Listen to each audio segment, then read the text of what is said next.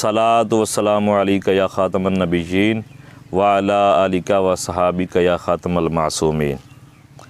रोज़ा रखना, सुबह से शाम तक भूख प्यास को बर्दाश्त करना, तो अगर हमसे कोई ऐसी गलती हो जाए बीच रोज़ा जिससे रोज़ा टूट जाता है और हमें पता ना हो, तो हमारा सारा दिन वो ज़ाया हो जाएगा।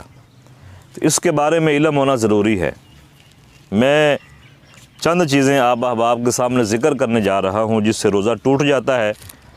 आप अहबाब इसको समाअत करें और इस पर दूसरों को भी ये पैगाम भेजें और इस पर अमल करें कि इन चीज़ों से हमने बचना है ताकि हमारा रोज़ा मुकम्मल हो जाए। बाहर शरीयत में ये सारी तफसील मौजूद है। खाने से, पीने से, हम बिस्तरी करने से रोज़ा टूट जाता है। इसमें शर्त यह है कि बंदे को ये याद हो कि वो रोज़ेदार है, जानबूझकर ऐसा करे।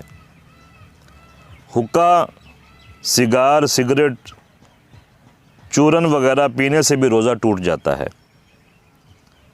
अगरचे अपने ख़्याल में हलक तक धुआं ना पहुंचता हो, यानी वो बंदा हुक्का पीता है, सिगरेट पीता है या इस तरह की चीज़ें करता है और उसको लगता ही है कि मेरे हलक के अंदर धुआं नहीं जा रहा, तो फिर भी बचना होगा, इससे रोज़ा टूट जाएगा।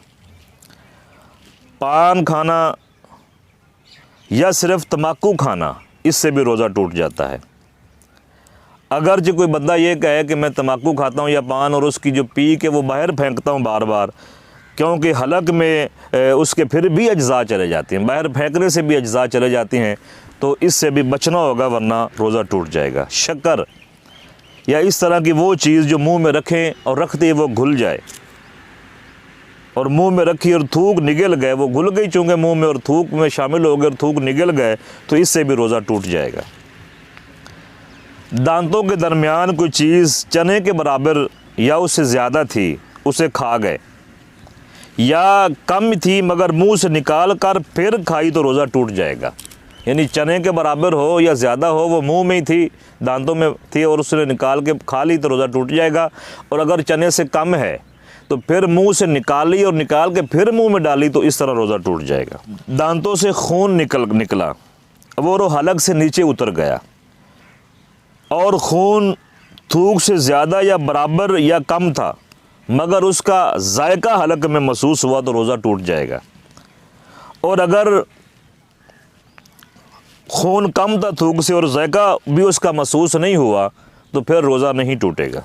कुली कर रहे थे बिला कसद, बगैर इरादे के, पानी हलक से नीचे उतर गया, या नाक में पानी चढ़ाया और दिमाग को चढ़ गया, तो इस तरह भी रोज़ा टूट जाएगा, मगर ये याद हो कि वो रोज़ेदार है। अगर उसको ये याद नहीं था कि उसने रोज़ा रखा हुआ है, तो इस तरह रोज़ा नहीं टूटेगा। या फिर किसी ने ऐसे रोज़ेदार की तरफ कोई चीज़ फेंकी और वो चीज़ उसके मुंह में चली गई और मुंह से आगे हलक में चली गई, तो उससे भी रोज़ा टूट जाएगा।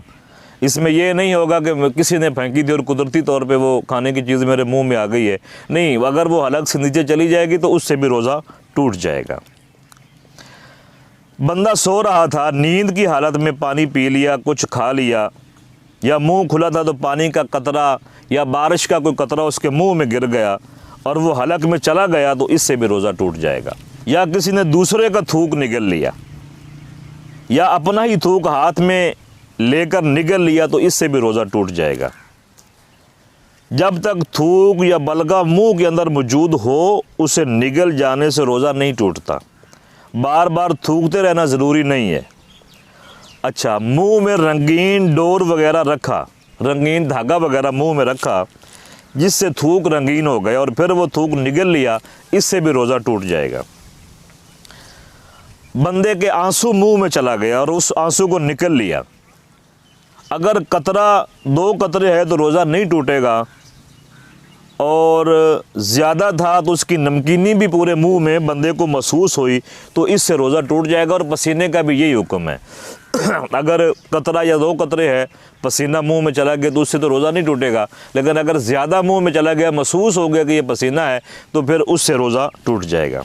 इन चीज़ों से हमारे लिए बचना ज़रूरी है ताकि हम अपने रोज़े को मुकम्मल कर सकें।